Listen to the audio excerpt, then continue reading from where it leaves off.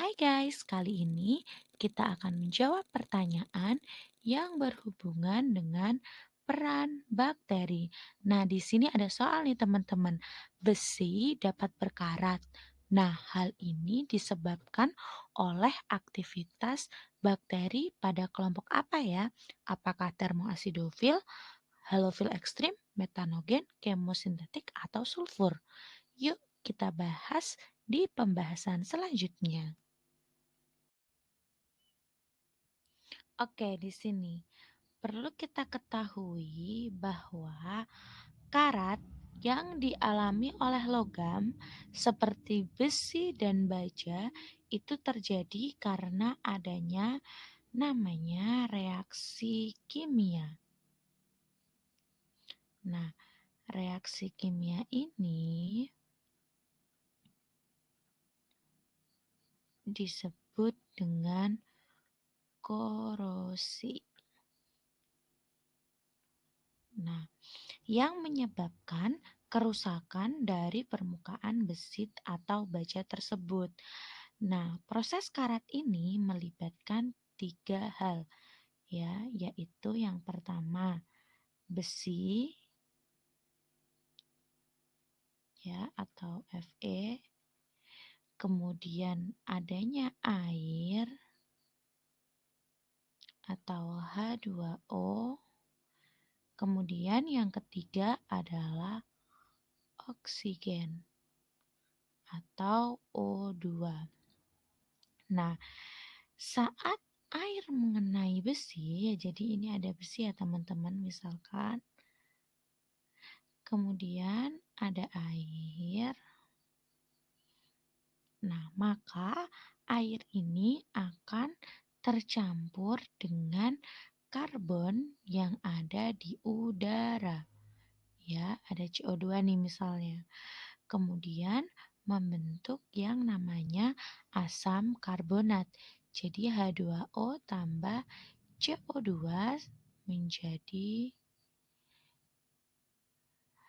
H2CO3.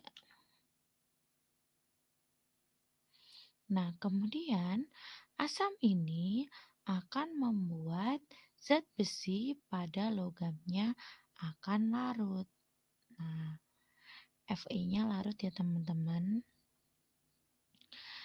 Nah, setelah itu, setelah larut, maka air akan mulai terurai menjadi dua komponen yang berbeda, ya.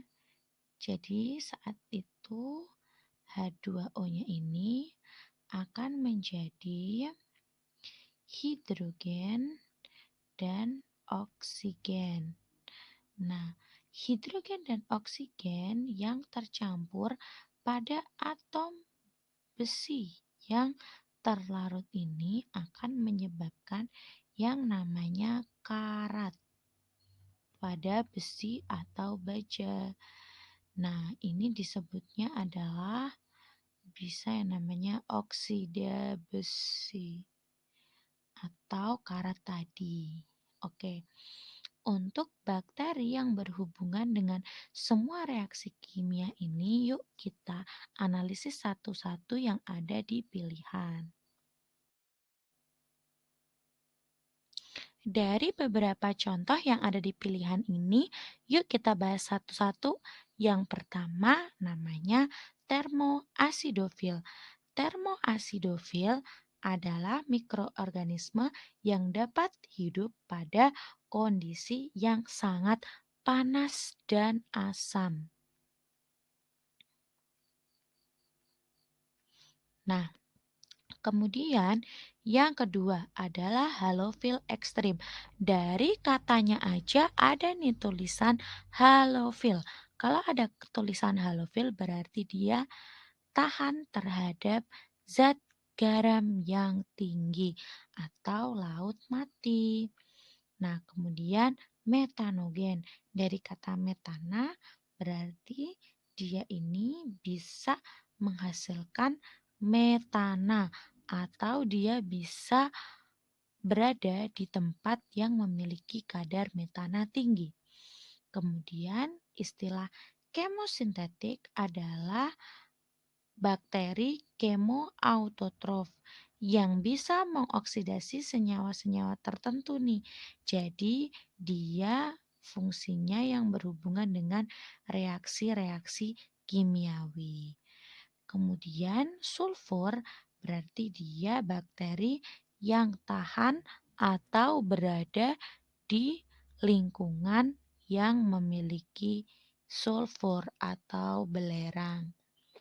Dari penjelasan ini bisa kita ketahui bahwa tadi nih penjelasan dari korosi atau berkarat ini adalah aktivitas kimiawi teman-teman. Dari sini berarti kita bisa pilih huruf D atau kemosintetik yaitu bakteri yang berperan dalam proses kimiawi.